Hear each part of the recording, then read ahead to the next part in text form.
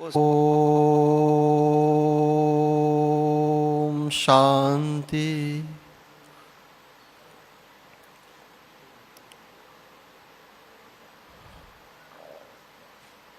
आप सभी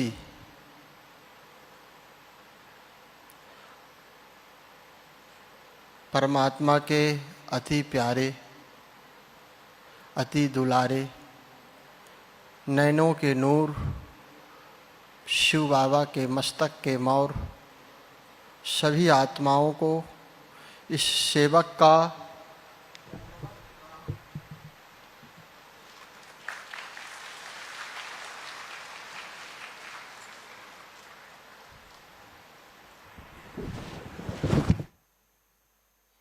सच तो ये है कि ये धरती, एक बार ब्रजमोहन भाई जी ने हमको यहाँ पर बुला लिया। सच बताएं आपसे, हमारे हाथ पैर कांपते रहे जब तक यहाँ हम बैठे थे। ये वो धरती है जहाँ भगवान ने पैर रखे हैं।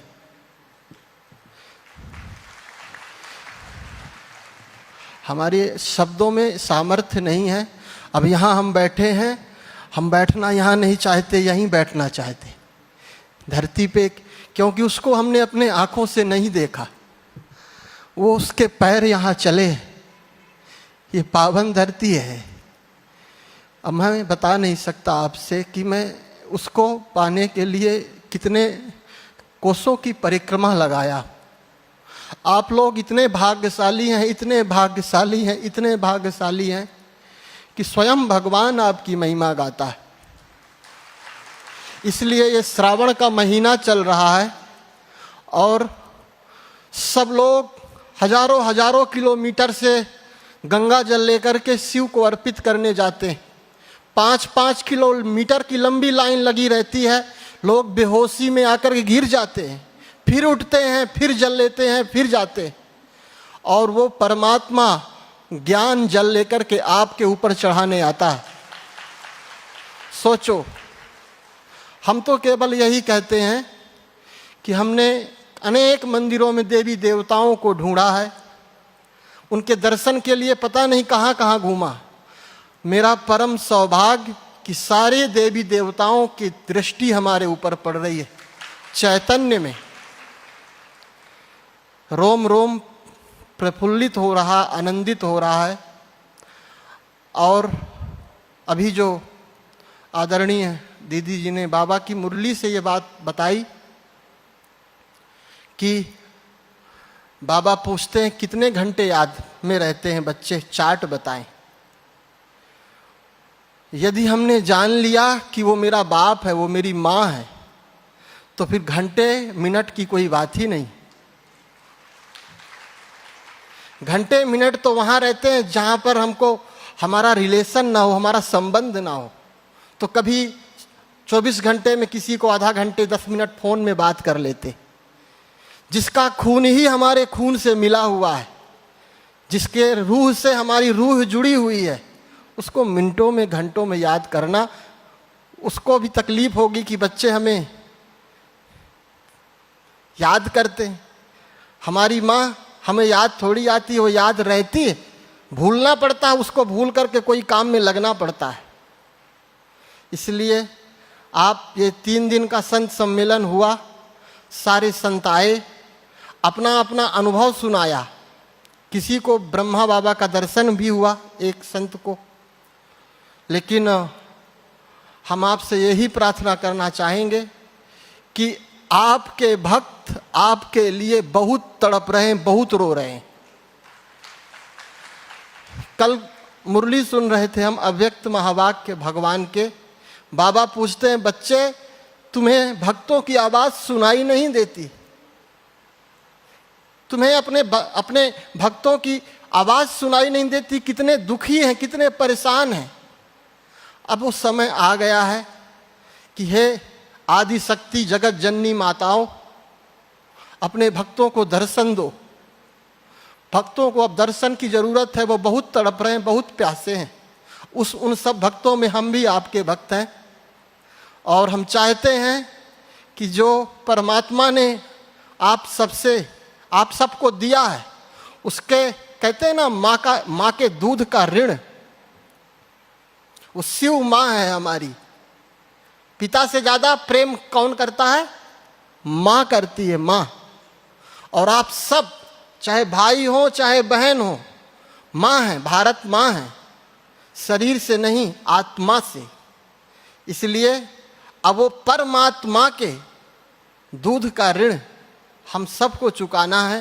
ये सेवक अपने तरीके से, छोटे से जिले से हम आए हैं, हमारी आदरणीय सतना जिले से यहाँ पर मीना दीदी आई हैं, और चित्रकूट से हमारी दुर्गेश बहन जी भी बैठी होंगी। तो हम तो आपको कुछ नहीं दे सकते हैं, हमारे पास कुछ है नहीं, हम लेने आए हैं झोली फैला करके।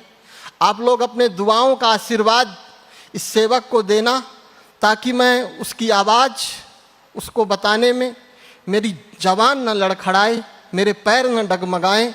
मैं उसको जितना हो सकेगा अंतिम श्वास तक उसको प्रत्यक्ष करने में, उसको संसार के सामने लाने में अपनी पूरी शक्ति लगा दूंगा। बाबा ने, मेरे में कोई योग्यता नहीं है, कोई डिग्री नहीं है, सब जीरो है।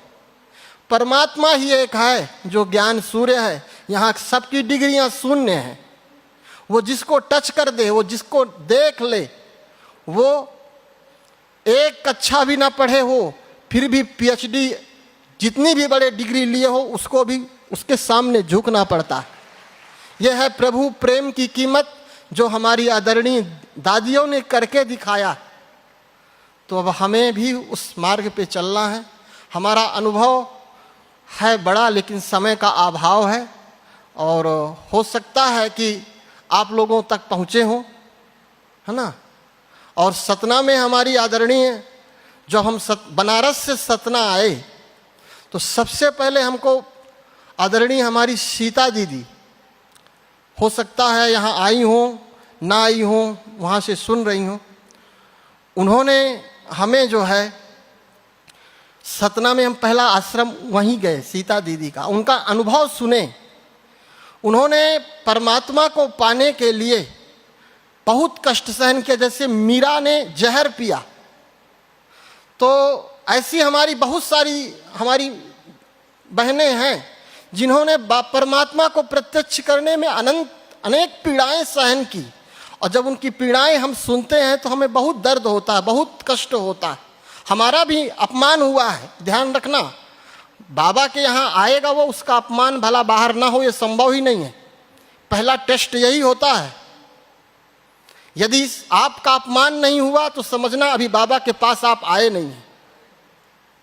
निंदा होगी, पहली सबसे बड़ा टेस्ट है ये आपका परमात्मा से पास होने का।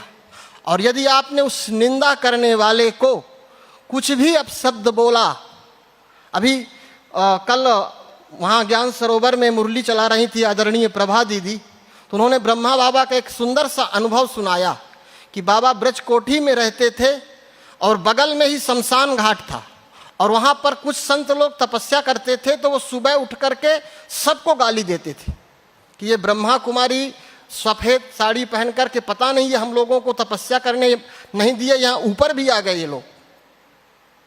तो बाबा वहाँ जब आश्रम में कुछ भी बनता था अच्छे से अच्छा, तो वो ले जा करके बाबा कहते थे वो बच्चों को ले जा करके पहले दो।